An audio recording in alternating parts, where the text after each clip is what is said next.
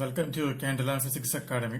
ഈ വീഡിയോയിൽ നമ്മൾ ഡിസ്കസ് ചെയ്യാനായിട്ട് പോകുന്നത് KTET പരീക്ഷയ്ക്ക് ജോയിൻ ചെയ്തിട്ടുള്ള സ്റ്റുഡൻസിന് മാത്സിൽ പ്രൊവൈഡ് ചെയ്തിട്ടുള്ള ഇന്നത്തെ ക്വസ്റ്റ്യൻ പേപ്പറിലെ ക്വസ്റ്റ്യൻസ് ആണ്. ക്വസ്റ്റ്യൻസ് നോക്കുക. ഒരു ത്രികോണത്തിന്റെ ഒരു വശത്തിന്റെ നീളം 20 സെന്റിമീറ്റർ, ആ വശത്തേക്കുള്ള ഉന്നതി 7 സെന്റിമീറ്റർ ആയ ത്രികോണത്തിന്റെ വിസ്തീർണം എത്രയാണ്? Question number 2. ഒരു സമഭുജ ത്രികോണത്തിന്റെ ഒരു വശം 5 സെന്റിമീറ്റർ ആയാൽ അതിന്റെ ചുറ്റളവും വിസ്തീർണവും എത്രയാണ്? Question number 3. ഒരു ത്രികോണത്തിന്റെ വിസ്തീർണം 80 സെന്റിമീറ്റർ സ്ക്വയർ, ഒരു വശത്തിന്റെ നീളം 16 സെന്റിമീറ്റർ ആയാൽ ഒരു വശത്തേക്കുള്ള ഉന്നതിയുടെ നീളം എത്രയാണ്?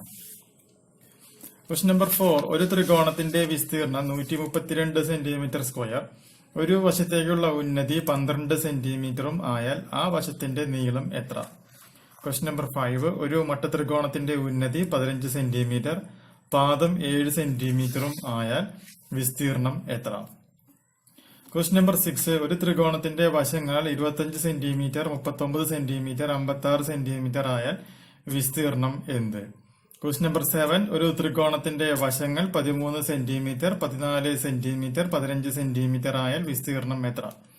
Question number 8. ഒരു ചതുരത്തിന്റെ നീളം 12 സെന്റിമീറ്റർ, ചുറ്റളവ് 40 സെന്റിമീറ്ററും ആയാൽ അതിന്റെ വിസ്തീർണം എന്ത്? Question number 9. ഒരു സമപാർശ്വ ത്രികോണത്തിന്റെ ചുറ്റളവ് 14 സെന്റിമീറ്റർ, പാദം 4 സെന്റിമീറ്റർ ആയാൽ മറ്റു രണ്ട് വശങ്ങളുടെയും നീളം എന്ത്? Question number 10. ഒരു സമഭുജ ത്രികോണത്തിന്റെ വിസ്തീർണം 169 സെന്റിമീറ്റർ സ്ക്വയർ ആയാൽ അതിന്റെ ചുറ്റളവ് എത്ര? മൊത്തം 10 ക്വസ്റ്റ്യൻസ് ആണ് നമ്മൾ ഇന്നത്തെ മോക്ക് ടെസ്റ്റിൽ നമ്മൾ ഉൾപ്പെടുത്തിയിട്ടുള്ളത്.